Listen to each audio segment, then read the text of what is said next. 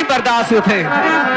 अरे सैया जाड़ा में कबला करई तेरा जाई लियल कामई ती।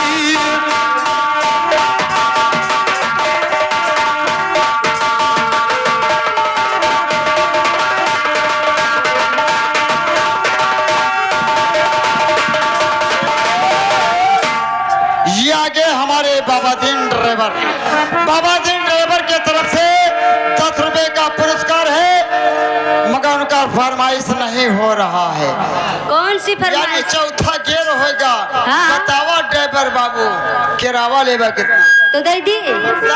बिल्कुल खुला, अक्सर जिला भोजपुर, बिल्कुल। हेलो हेलो, अरे बक्सर जिला भोजपुरीला, अरे आगे आगे पटना। बक्सर जिला भोजपुरी और आगे आगे पटना। बतावा दे बरबा किराया ले बुकी।